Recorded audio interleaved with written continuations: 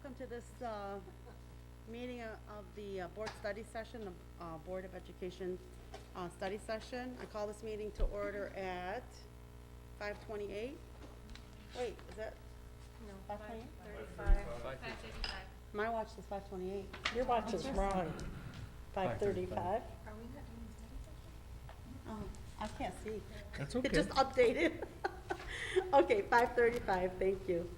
Ms. Janoon, please take roll call. Mrs. Berry? Here. Mrs. Elzayat? Here. Mrs. Fawaz? Here.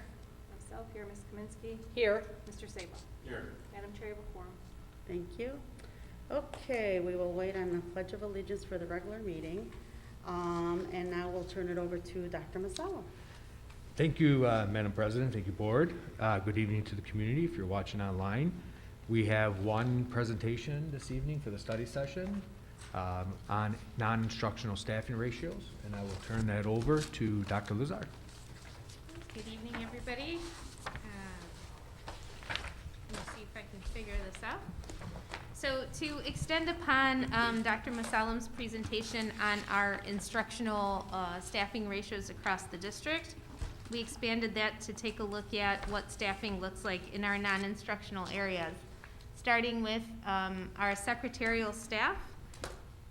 If you look at this slide, the secretary ratios, at Crestwood High School, we do have 4 secretaries. When that's divided by the total population, it's about 1 secretary to every 351 students. At Riverside Middle School, with the counseling secretary included, that's about 1 secretary to every 300 students. And in our elementaries, you'll see that the ratio is pretty high. At Highview, we're looking at 1 secretary to 431 students supporting that office. At Hillcrest, it's 1 secretary to 356 students. And at Kinlock, we have 1 secretary to service 515 students and families at that school. If I could for 1 second, Yep. how many total do we have at Riverside secretaries? 4, including the counseling secretary. Thank you. Yep. So that's 5. No, Right, no. 4 with her. including? Yeah. Mhm. Okay, so 4 altogether. Yeah. Mhm. Our custodial ratios, we looked at these instead of per student, we divided them up by per square foot. So how much each custodian is responsible for cleaning per square foot. At Crestwood High School, each custodian is responsible for 22,000 square feet. At Riverside Middle School, it's 1 custodian for every 30,400 square feet. At Highview, it's 1 custodian to 20,500 square feet. At Hillcrest, it's 1 to every 24,000 square feet. And at Kinlock, 1 to every 25,300 square feet. This does not include the head custodian. There is 1 head custodian at each building.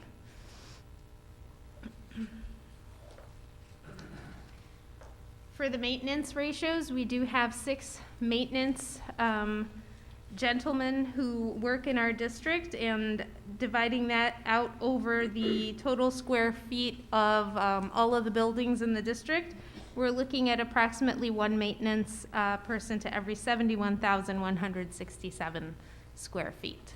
But that doesn't include outside maintenance or nothing, right? It's the 6, no, that wouldn't include their outside work, that's just their internal work. It doesn't include the grounds work that they are also responsible for. Yep, Madam Chair, so it's a total of 6 for the district? correct. Okay. Mhm. And if I may, we used to be, I think, 4, and then the board approved us to add 2 more, which got us to 6. Madam Chair, Yes, sir. are these like industry standard measurements that you're giving us, or are these just giving us ratio? I'm just trying to figure out what, It's the ratios for our staff. is this comparative to other school districts and what they hire for, or? With the secretarial ratios, I think they're a little bit high. Ours would be a little bit high. With regard to the custodial, I'd have to look into that further to see what the industry standard would be. Is there a lot of, go ahead. Custodial maintenance is typically between 25 to 30,000 square feet. So But we're that, right in that range. yeah, but it does fluctuate between districts as well because of the fact that some districts don't use all their space, so it's just in that aspect. Yeah, but the head custodian is not figuring any of these numbers. No. So what does the head custodian do? The head custodian assists with the cleaning, assists with the tear down setup, of any events going on, oversees the custodial staff, works hand in hand with them, so. Shouldn't he be figured into the numbers then? We could figure him in the numbers if you'd like. Well, I mean, unless he's not doing anything. No, I They're think the always doing reason why we something. kept the custodian out is the head custodian out is because they are responsible for the oversight of the entire building. I get it, but we're looking at FTE, right? Yeah, So if the FTE's there, yeah. and we're not figuring into the numbers, then the FTE is worthless, right? So we can edit in, our philosophy was because each custodian is assigned a specific area of every building, that's their area to clean, and the head custodian supports and does other things, is why we kept that out, but we can add that in to show. But you gotta have a true number, Dr. Masalim. Yeah, And we the can true add number that. doesn't reflect the actual number if we're not adding a person in each school that's not being figured into the square footage. If I may, Dr. Masalam, well, we have to look at the fact that if they're setting up for a special event, I know we have football games, we have, the theater stuff going on, those are not all assigned to these other ones. And we have So, COVID. huh? We have And we have a COVID. pandemic that we're coming out of, so the extra cleaning that has to be done, so we can't forget that. Well, I understand, but those are more one-offs than they are every day. We have a football game a week, 2 basketball games a week, if that, maybe one away. You one at also home. have theater every night. They're practicing, they're there, and they're coming in the morning. Somebody has to take care of that area. We have the lunchrooms, Right. they do, the inventory when deliveries come in, they They're in have to charge, sort yeah. that, take it out to the buildings. Well- So this was more, I think, direct responsibility for cleaning, versus all of the other aspects of the work that the head custodian performs during the day. All I was saying was, you should have a true reflection of FTE per Sure. square footage, instead of leaving 6 people out of the FTE to the square footage of 71,000. No, we can add that. Sure, we can add it in, We'll no up- problem. We'll update the numbers. Well, hold on. I don't know if I agree with that, because if you have a custodian that's out, that person is filling in for them also. So we have to really be fair with these numbers. But that's true like, head saying- count. yeah, but you have to have a true head count. You can't just have somebody sitting there They're waiting for. not sitting there. They're in charge of the ordering, they're in charge of the equipment, they're in charge of all the stuff that has to come in. Aren't they also maintaining They're getting the stuff that's in bids. they're getting bids? Yeah, but you guys are talking more about one-offs than everyday stuff. Okay. I'm just saying, it's a true reflection of a number for FTE per square footage, right? Unless these people aren't getting paid, which they are, right? They're working hard. They should just be reflected into the FTE. That's all I'm saying. Sure. Yeah, we can have, and I think what we can do is show the two numbers. We have this number in reference to cleaning space, Yeah. and then we'll have a second number that is in reference to a total number of custodian in building with total That's number. it. That would be my guess. And we can decipher it as, like I said, cleaning space and addition. I understand where everyone's purpose is at. All right, the next one that we looked at that was not broken down in the previous report was the counseling ratios. So currently, there are 4 counselors at the high school. So we're looking at 1 counselor to every 351 students. And we have 2 counselors at the middle school, so it's 1 counselor to approximately every 600 students. I thought, I'm sorry, Yes, Ms. I- Kaminsky. I thought we had said that we wanted another counselor at the middle school. Yes, that was discussed. We Okay. haven't moved forward with it yet because of everything that's in process Okay. right now. But, Well, we're not- we are working on, based on these numbers, plus the numbers that we presented to the board last time, we are working on a proposal on how to reduce some of these ratios. Okay, And we currently do still have, what's her name on staff until January. Correct. So we're adding 2, but we still have, why can I not, okay, I know we can't mention. Mrs. Davison. thank you. She's still on staff till January. She's on staff to January, and Mrs. Brzezinski will be on staff until, I believe, January, and then she'll be transferring over to the high school.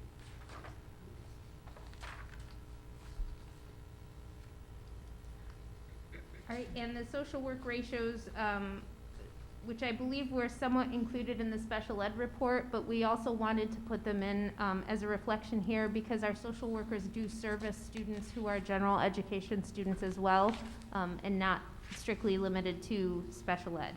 So at the high school, we have one social worker to every 563 students. That's with it's 2.5 social workers right now at the high school, 2.5 at the middle school. At the middle school, it's a ratio of 1 to every 479 students. At Highview Elementary, it's 1 to 431. That does not include the preschool students that she services. So there is an additional population that's serviced by that social worker there. At Hillcrest, it's 1 to every 356 students, and Kinloch, 1 to the population of 515 students. At the elementary, they do also overlap and help each other out whenever, one has a heavier caseload in one area than the other, and you can correct me on that one if I'm wrong, Andrea, but they do tend to work together to support and overlap services when it's necessary. They Well, also service parochial. That's what I was Yeah, gonna they- say. yes, We the also service parochial as well. parochial within our Mhm. district. Mm-hmm. Thank you. Yeah. Are those numbers in here? No.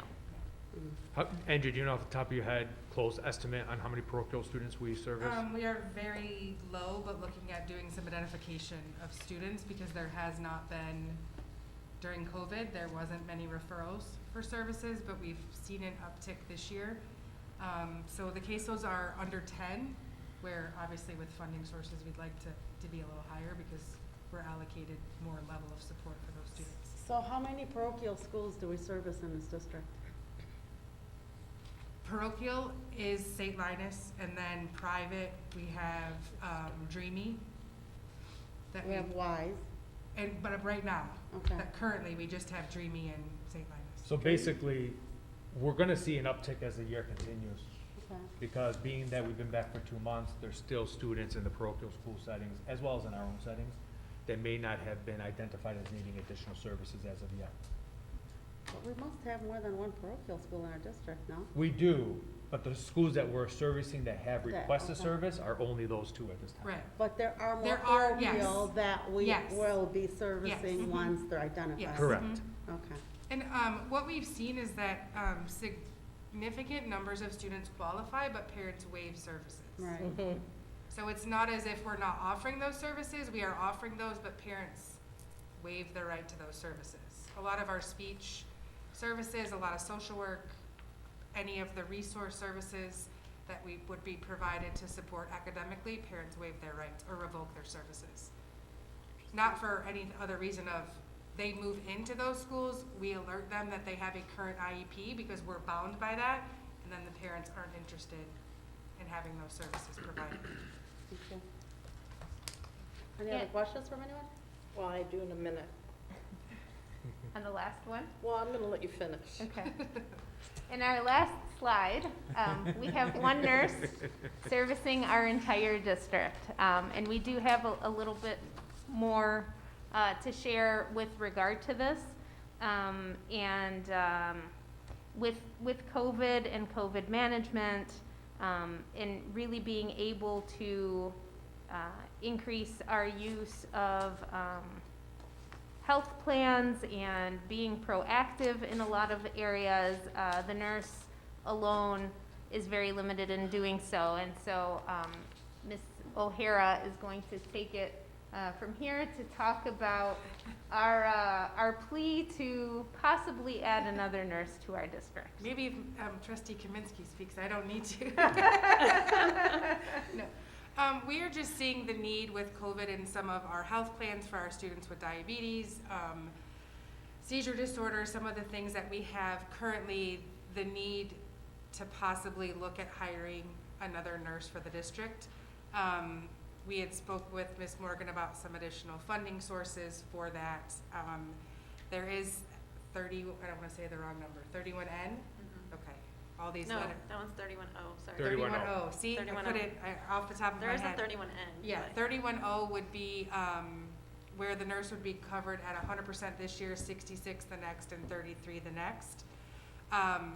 Because if we're adding additional funding in light of recent events, so that's the possibility. But looking at allowing somebody to come support, because right now, we have students that are on medication, have to be checked multiple times a day, and we've had to train staff to support those areas because she just simply can't be in all buildings at all times. So, if I may, I have a quick question. How many students are we looking at? I know there's allergies, like epinephrine, whatever, those types of allergies. I know, like you said, there's seizures and there's, diabetes. Diabetes, Are we actually giving the injections during the day? yes. So how many students are we looking at for what are the numbers that, do you have any idea? I would say there are between 10 and 20 students per building. Per building? The high school Our has the diabetes least numbers. amount. Because obviously at the high school, the kids are now at that point, somebody's just kind of checking on them. We have a plan, they know how to manage, that we have health plans for seizure disorder and things like that at the high school, but for our students with diabetes, they're more self-management. It's more our elementary that are pretty heavily loaded, and that's where the health plans are. And we typically work those with a 504 just because there's other accommodations that they need to support, but both of those, so. And we We're have, administering medication in all 4 buildings Alright. besides the high school. Mr. Misko? So there's also asthma. Yes. You forgot Thank on you. that one. That's a big one. Allergies that you're not aware of? that Yeah, might that can have always happened to happen. me. All of the Yeah. food allergies, all of the other allergies that are out there. So I just like the end result. So I would like you to go through this again and tell me, like, for secretaries, we have 1 to 351. We would really like 2 to 351. So could we do this again Yeah. and give me So the wish list? you read our mind. Okay. Would you like just real quick on the nurse, would you like specific numbers per building of? I would like to see, like, how many are we having to serve, like, Okay. through the day? I can tell you, I've gotten a call from a mom with asthma. Her child has asthma and doesn't like it that the kid can't have her own inhaler. It's a 2nd grader, and I understand because we try so hard to teach our kids to own their disease, but I understand all the issues. One nurse can't hop from building to building and take care of, I'm gonna go low number, 10 kids at each building. It's just not possible to do an effective job. So, and I've been tutoring the social worker and counseling thing for a long time. We're understaffed. And even secretaries, you said we were about right. We're still slightly understaffed on secretaries, so you might want to have a, part-time FTE and share them or have them divided up with some other things. So can we go back and start again? Yes. I'm sorry. Madam Chair, if I can just add to Trustee Kaminsky, Vice President Kaminsky. So, I think you and I have been doing this together for so long that you're reading our minds. As I've always said, everything we do is gonna be based on data, and it's gonna be based on cost-effective analysis. These ratio reviews are something that helps us identify the areas where we are short, as we did in our previous presentation and this presentation. Last week and this week, we've met with different stakeholders across the district to look at where do we need to help our schools? Where do we need to help our children? And we're putting together a recommendation to the board of next steps. And we're hoping to present that to the board in December, to identify where our needs are, what our cost structure is going to be, is it sustainable, and what is gonna be our outcomes. So that the board has a complete picture of that, so that we eliminate any concerns that are we gonna be able to sustain and or afford this, but moreover, to show the community, this is why we need these positions. Crestwood Schools, as I've stated, when I came in as superintendent, as a board and we've looked at so many areas where we had to increase or enhance our services. With COVID, we really didn't want to take it that leap, because when you're not in a day-to-day functioning environment, you don't know exactly what you need, and we just focused on COVID.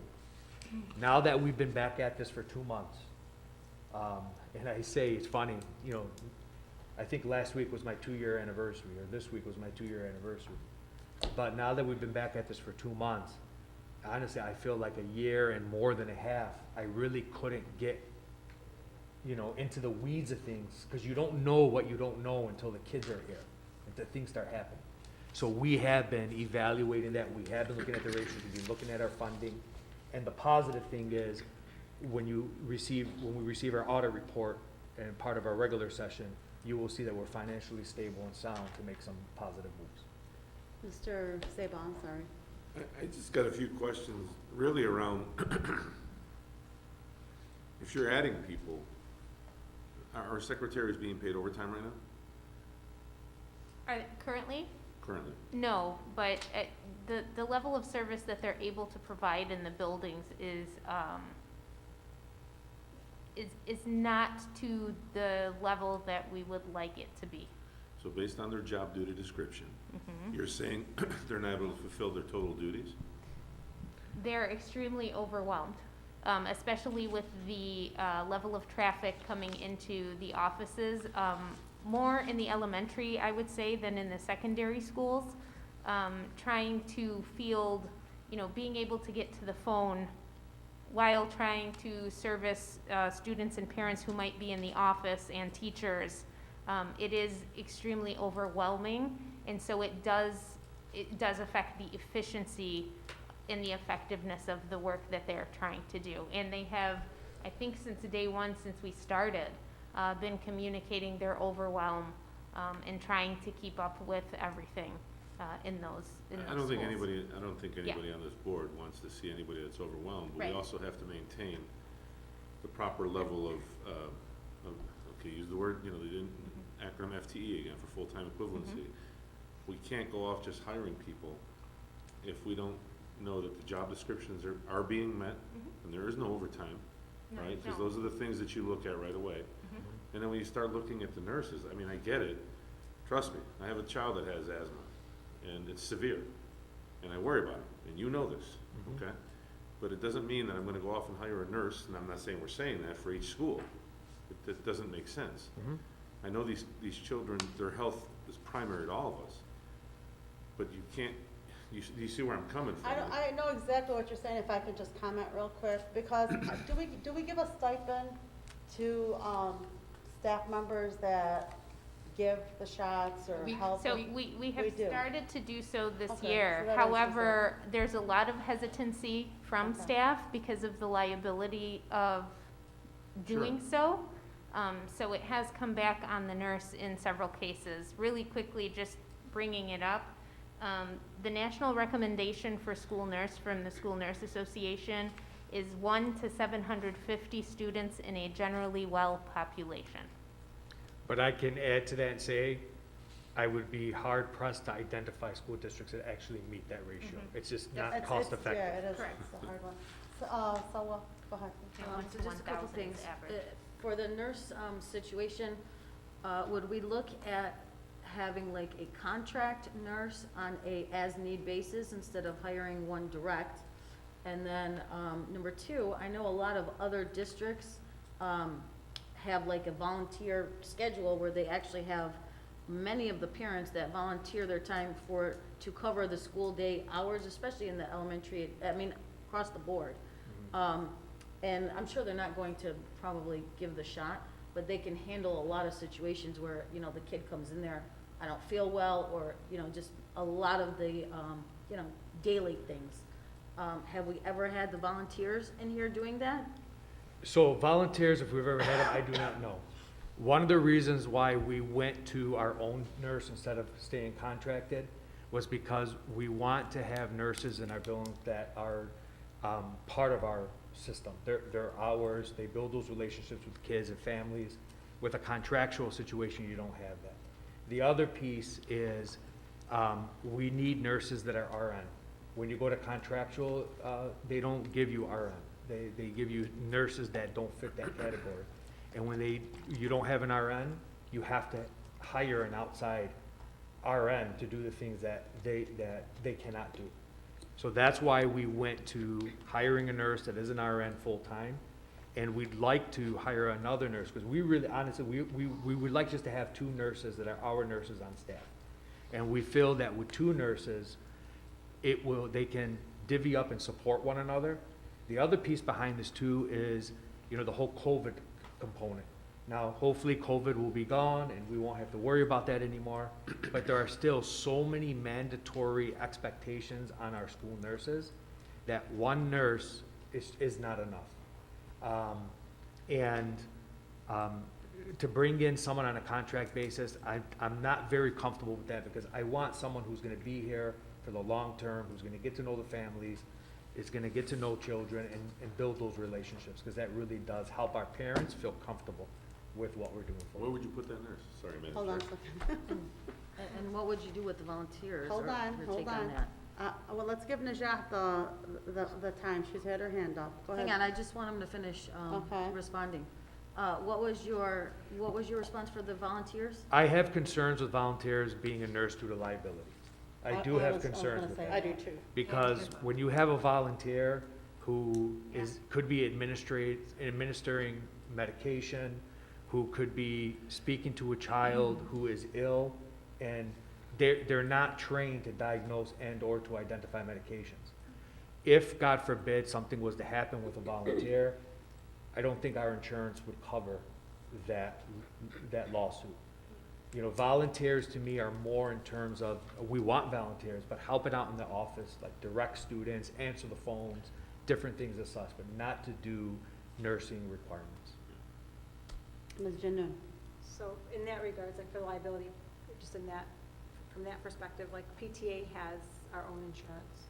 So, and I'm not saying that it would be related, I'm talking about like events and stuff like that. If we hold an event and somebody were to get hurt, obviously not related to administering medication.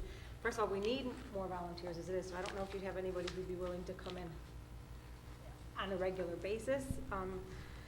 My other concern is we have so many moving parts right now and so many things, I think, changing, and I'm looking at the enrollment number, and that's down. That number's not correct. I don't know where that number's not correct. The number's 3955. That's a Okay. typo. Okay. It's still less than, I don't know what we started with in the beginning of the year. I know it's not what we initially, I know that wasn't typo, or the 4100 was not correct. We're down about 45 students that were face-to-face that were not overseas. We had that conversation last board meeting, Okay. because we were using the number we were using from MyStar because so many students were overseas. And we still have about 45 students who are still overseas who have not returned.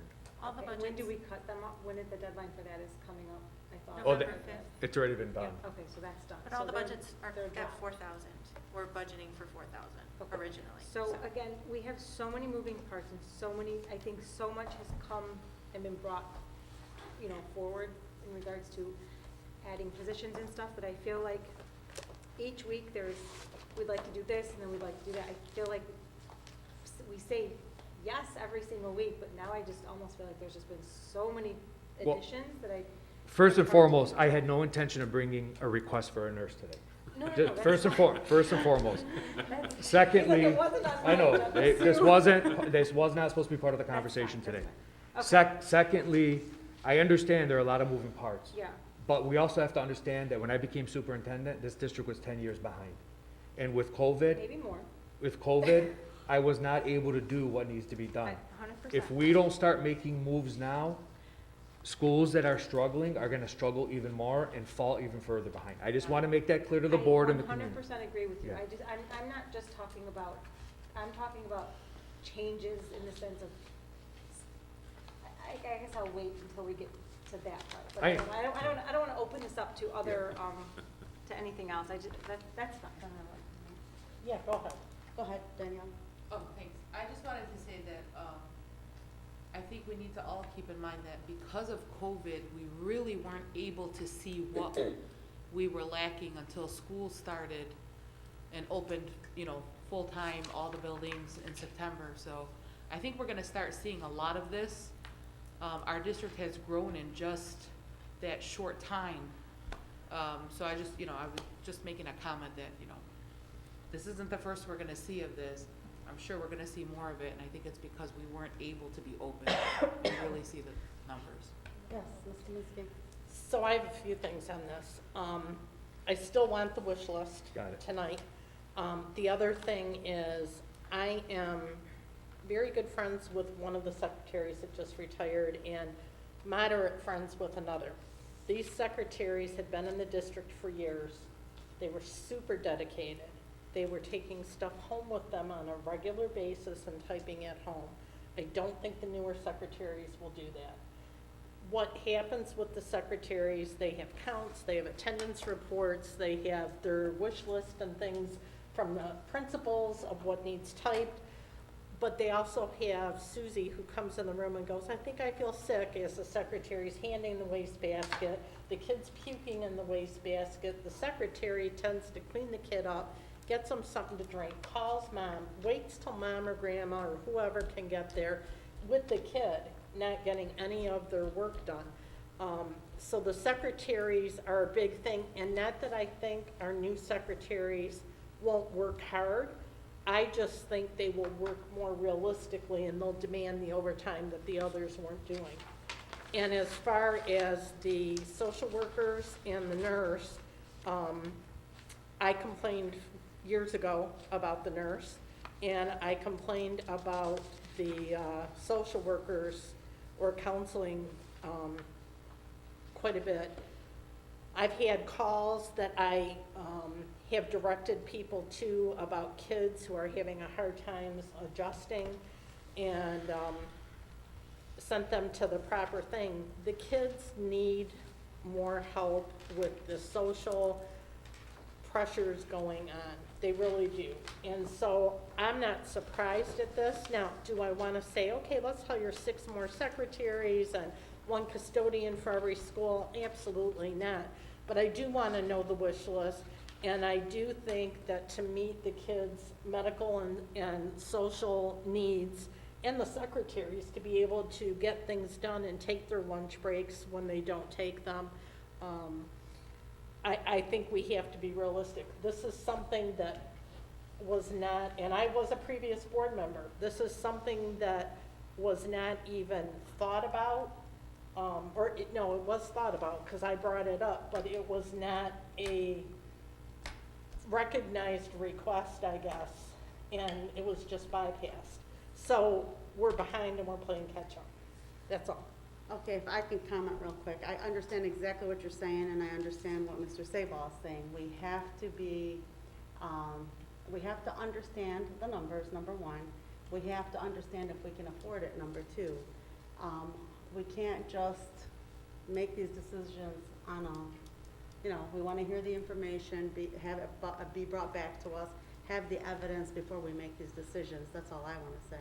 Right. Go ahead, Mr. Sabal. I'm not disagreeing that you may need everything. I just, Can we afford it? the data is more important to me than anything else. And I know you're not asking for any of this, and I'm laughing because it's just, everybody picked on the nurse because that's the first thing that came up, right? So you have X number of buildings and you want to add another nurse, and my question to you, okay, where do you put this person, right? Because right now, the person you have is floating around between schools doing what they do. So you get another, unless you're doing one-to-one, to get another person to float around and do the same thing, I guess for 10, on the low side, 10 students, that's all I was saying. It's like, wait a second, just have the data to show. You Well, need, it's 10 at every school. well, I get it, Yeah. I'm just saying, but if you got 10 at every school and she spends an hour and a half at each school, right, there's your 8-hour day. Well, as I stated, and as you all have reiterated, I'm not asking for anything today, because I would never ask for anything without that data. And when we bring that information, it's gonna have a list of, this is why we need who we need, and it's gonna be very specific. That's what I thought this was. You're giving me ratios, and I'm like, what are the ratios for? So, I thought we were getting into the conversation, right? Yeah. Natural, No. natural lead, Yeah. And by the way, again, I'll reiterate, I have no problem with adding Oh, we know, I know. when it's the right thing to do, of course. but expenditures are important for this district, especially when I see this, right? When I see the numbers going in the wrong direction right now, I know they'll be fine. Well, that's the incorrect number. That's fine. Let's add 50 to it. Okay. Okay? Our budget's 4,000. Even at 39.55, that's 45 children. Multiply that by the number for each student, that's a lot of money, right? That pays for all that you're asking for. Do you see where I'm going? Mm-hmm. So it's just, I'm just using basic math, so I'm fine with the information, I love it. I love this kind of stuff, this is the way it should be. But when we're asking for the positions, please have the proper data. And to Sue's point, you're not gonna know the secretary is taking stuff home. How often? You know, I'm gonna get into the nitty gritty, like, okay, is it once a month you're taking stuff home, or They is were it every doing night? the one I talked to quite a bit was doing it every single weekend and working all day. I get it. So, You may have others that say, no, I don't. yeah. You know, so I mean, everybody has a different flow. It's just, and I hate to do this, right? But at the end of the day, this is our job. It's about the numbers for us, right? That's fine, don't have an issue with that. You know, I'll stay out of your hair as to the administration and how you run things and, you know, but we've gotta worry about the numbers and that's all I'm doing. Of course. Did you have a question? Paul? Yeah, I just had a quick question, and maybe trustee Janoon would have more, insight on this with the PTA. With the PTA, couldn't we have that, would we be able to utilize them more, cause they're here most of them are here every day, you're here every day, right, for the most? Twice a week. Yeah, um, we use stuff twice a week. Could you utilize them more, and maybe it's not in the capacity of, you know, administering medication, maybe it is, you know, helping in the office, or assisting a teacher, or, you know, just different things to lighten the workloads for people. So I'll say this, we set up like a sign-up genius for parents, like when we're having a, Besides just like the one-off functions when we're having a Halloween party or something. right. I mean, I'm sure, I guess at the end of the day, it comes down to working with the administration and how the administration feels about, you know, that. I don't know, that's, You know, volunteers are great, and I always want volunteers. But there's only specific and certain things that we would like our volunteers to do. right, So- they could take off certain. Yes, and that's a conversation that the PTA and the administration would have to have. Basically, administration is saying, yeah, we need some volunteers for here, To we do need some this, volunteers yeah. for there, and then working from that. Okay, with that being said, what I would like to see is if we're gonna, if we wanna look at this and you wanna bring this to us, let's look at how, we're utilizing, like if we are giving stipends to who and for what, how we're doing it, so we can look at the overall picture and see where the need is. And maybe some comparatives to surrounding districts. Yeah. Definitely, that's, How many PTA members do we have? Here, Like, In general, district, I like guess. in general, we have a lot of, in this building, there's about 115. 115 PTA members? Not active, Oh, paid members. oh, paid Like, members. Not active. Okay. Active, attend a meeting, maybe 10. Ms. Kaminsky? Nasha, I love you. I'm starting with that. Thanks. With the PTA member, the only thing is, if you give them a task, I need you to put together the kids that we thought might have COVID, or put together a list of kids whose middle name is John. I can't discipline, I mean, but Absolutely. Yeah, I wasn't- administrative can't discipline a PTA member for volunteering and either not getting it done, not doing it quick enough. So, It wasn't my suggestion. no, but you're PTA, so I'm just. Oh, I don't care. I just think that we have to look at how much we can delegate a PTA member to do, because I wouldn't want a PTA member giving my kid even an aspirin because they haven't looked up in the file to see that my kid's allergic to Tylenol. And there's confidentiality Yeah, stuff, I just- so. I think you have to be really careful with volunteers. Not only that, you just can't hold them accountable. I Right. don't think that's what, I don't even No. think that's, I'm sorry. Let's let her finish, please. Sorry. Are you done, Ms. Kaminsky? Probably not, but I'll be done for Okay, now. anybody else have a comment?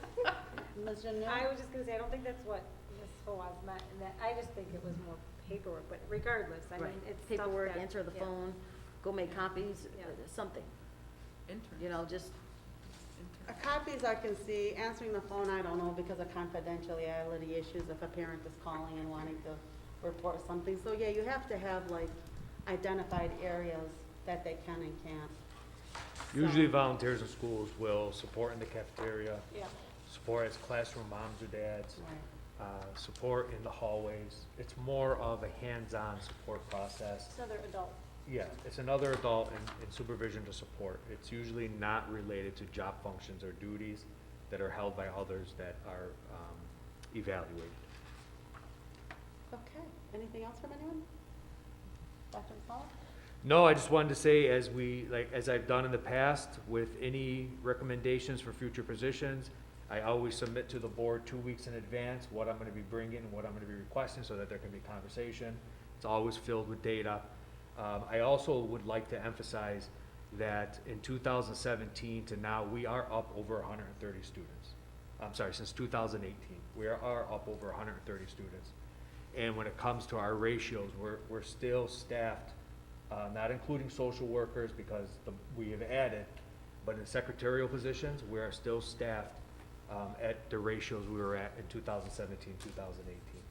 So although the number for this specific year has gone down about 40 students, we are up over 130 students in the last 2 years. So I just wanted to emphasize that when you look at the data, that will be part of the data numbers. Madam Chair, Yes. how much of this number is virtual, and can you include that in the next one, so we? Of the also- 3955? Yes. I don't know the exact number, but our virtual students are part of it. But we have less than, I want to Is it say like less than 400 or 100. 500? No, not even close. We have less than 150 students in virtual. Okay, but they're still part of the needs. They're not taken out of the need analysis. Yeah, no, there's no way we could staff more than the number of virtual students we currently have. Okay. Anything else? I guess I just wanted to do a little bit of house cleaning. And is there anything else? No, that is all, thank you. We just, I did talk to the attorney. We do have to vote in the treasurer tonight. So Vote we in the need what? to amend Oh, a treasurer. We do need the amend, if you wanna make the motion when we go into the business meeting, we do need to amend the agenda to include that. And then the other thing is, do we have a date chosen for the superintendent's evaluation? Do you have a date in mind? I know when you and I had spoke, because I most Yes. likely will not be at the next board meeting. Correct. We had spoken that December. possibly the only meeting in December, Okay. unless if the board wanted to hold off until January, we can do the first meeting in January. They said it has to be done. Yeah, it Yeah. has to be done. So it would have to be the meeting in December. Perfect, okay. So we can do that just for everybody's, calendar to know that we're gonna do that on that date. Was there anything else that anybody wanted to bring forward or ask? I do. Yes, Ms. Kaminsky. I'm sorry. Before we go to our regular meeting, I know this is still a public meeting. I kind of would like to talk about treasure because I want to make sure that the person would be willing to do it. But we'll find out when nominations come up. Okay, It's not something to be discussed, we just make the nomination and that's what happens. and what happens if nobody wants it then? at the Then regular we meeting? wait, we call the attorney and we see what she says, Okay, fine, right? okay. Okay? Anything else? Forever hold your peace. Actually, do we want, if we have anything to go over from our agenda for the business meeting, you want us to wait or go through it now? Any We go questions through or- it now. You can go, yeah. Okay. So I did have some questions. The longevity and, bonus pay, is there a term on that? Or is that, will that be voted in or out, whatever? Is that just part of contract or is that part of it? Is there a term end, I guess is my question. So in the language, there isn't a term end. The term end would be, because it's gonna get written into the contract, but in the language, if our, per pupil funding falls below a certain number, then it will be removed. Say that again?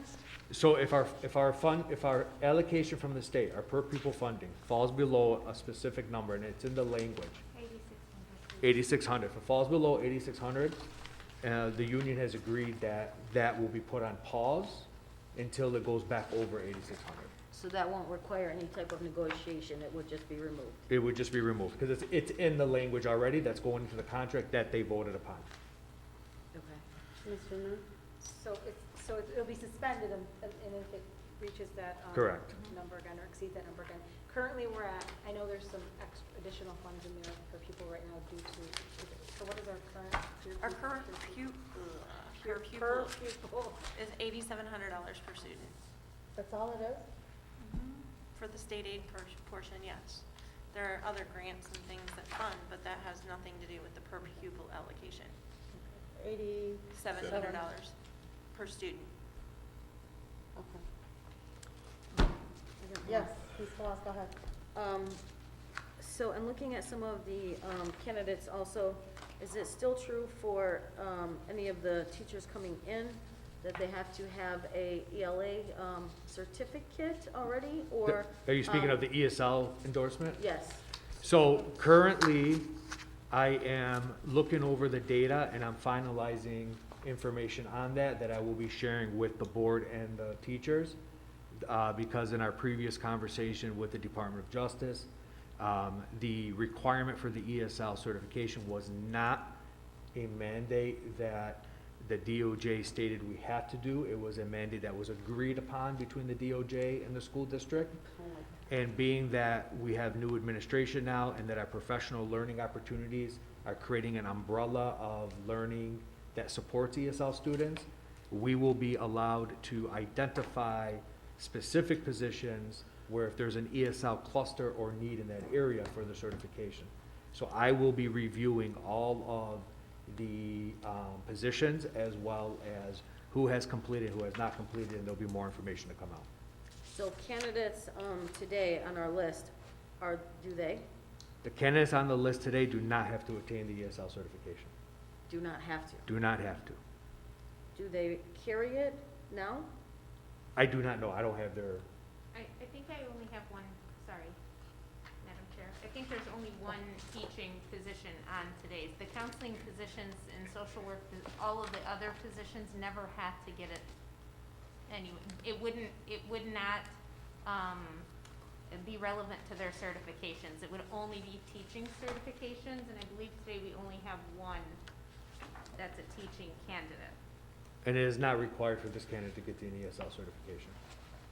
For any type of future alignment, would you do that, or do you? It's do based that? on the current position that the person is hired into. I see. Okay. Any other questions, Ms. Claus? For the counseling positions, so I read through all of the, God, these are fogging up. So in reading through all of them, so I think that's great that the RMS counselor did she want to go to the high school then? Yeah. And is it typically for a counselor, and I don't know the answer, but is it like promotional to go to a high school, or is it more promotional to go to a middle school? How is that normally viewed, I guess? There is no promotion or such. All teachers are at equal level in terms of position status. Now, pay rates are different based on your steps, but not based on where you teach. So if you are a counselor from middle school to high school to middle school, it's a lateral move. She was at the high school before. She was at the high school before, she went to the middle school, and now she's gonna be going back to the high school to work as a graduation interventionist. Okay, and then, just also in reading some of, everything that you sent this week, the interview, process, I guess, who consisted of being part of the interviewers this time? We don't ever disclose that publicly. If we can have that conversation off camera, if you'd like, in a closed session, we can't have that conversation in an I open don't session. mind if we need to go into a closed session. I don't mind. Anybody feel like, If she's requesting it, are you requesting a closed session? I mean, if we wanna go further in depth, I just wanna try to understand some of it. If we can do If that for a that's- few minutes. At the board's will, but of course, anytime before a board meeting, please feel free to reach out with these questions so we can have prepared for you Okay, prior to. Okay, so do you wanna move into a closed session? sure, just for a few minutes. Can you make the motion, please? Motion to go into closed session? I'm sorry, Oh. I'm like, whoa, all over the place. Okay, motion to move into, closed session? Support? Support? Support. All in favor signify by saying aye. Aye. Aye.